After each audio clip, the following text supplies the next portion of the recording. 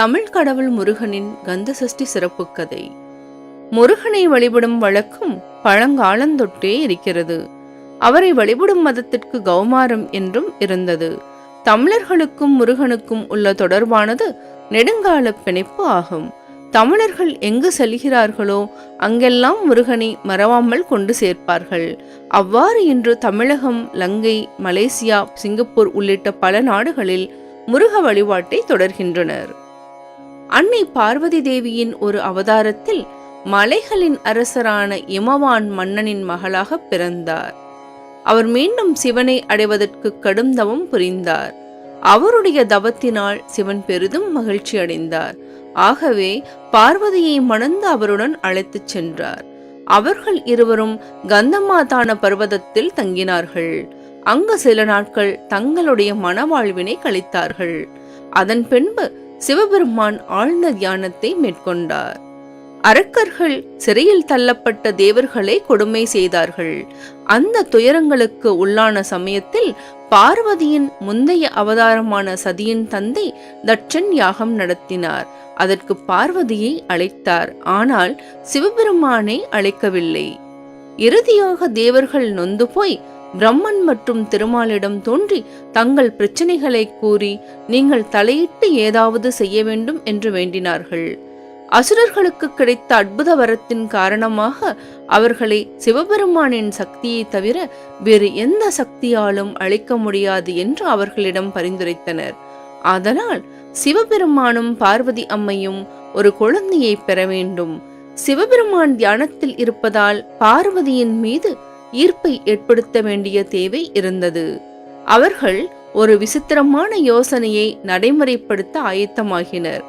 காதலின் கடவுளான மன்மதனை அணுகி சிவபெருமானின் கவனத்தை அவருக்கு சேவை செய்து கொண்டிருக்கும் பார்வதியின் மீது காம பார்வையாக விழ வைக்க வேண்டும் என்று கோரிக்கை வைத்தார்கள்.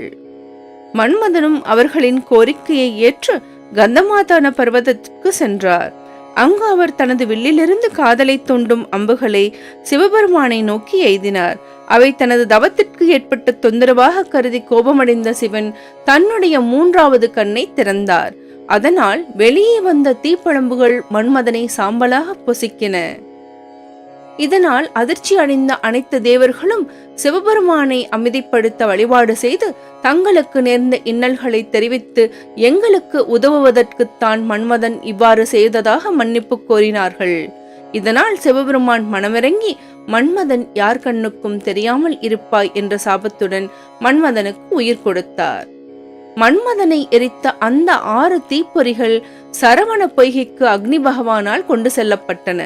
அந்த 6 தீப்பொறிகளும் அழகிய 6 குழந்தைகளாக வடிவம் பெற்றிருந்தன. அந்த 6 குழந்தைகளும் 6 கார்த்திகை பெண்களின் பராமரிப்பில் வளர்க்கப்பட்டன.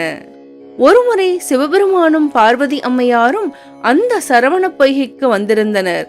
அப்போது தாயான பார்வதி அந்த 6 குழந்தைகளையும் ஒன்றாக கட்டித்தழுவி அவர்களை ஈசானம், தத்புருஷம், வாமதேவம், அகோரம், சத்தியோஜதம் மற்றும் ஆதோமுகம் ஆகிய 6 முகங்களுடன் ஒரே உருவமாக மாற்றினார்.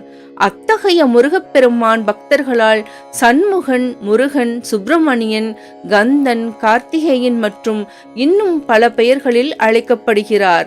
அன்னை பார்வதி முருகப்பெருமானுக்கு தனது சக்திகளை உள்ளடக்கிய வேல் ஒன்றை பரிசாக வழங்கினார். அந்த வேலை கொண்டு முருகன் சூரபத்மனுடன் போரிட சென்றார். போரில் சூரபத்மன் 2ஆக பிளக்கப்பட்டார். பிறகு அசுரரான சூரபத்மன் முருகனிடம், இறைவா, நான் உங்களுடனே இருக்க விரும்புகிறேன் என்று வேண்டியதால் ஒரு பாகத்தை சேவலாகவும் ஒரு பாகத்தை மயிலாகவும் மாற்றினார். அதில் சேவல் முருகப்பெருமானின் கொடியிலும் மயிலானது அந்த இறைவனின் ஊர்தியாகவும் மாறியன. இவ்வாறு பல பெருமைகளை முருகப்பெருமான் தன்னகத்தே கொண்டுள்ளார். தமிழர்கள் நெஞ்சில் நீங்காத புகழை பெற்றுள்ளார். தன்னுடைய பக்தர்களால் பல கோயில்களை பெற்று அந்த கோயில்களில் இருந்து தன் மக்களுக்கு அருள்பாலிக்கிறார்.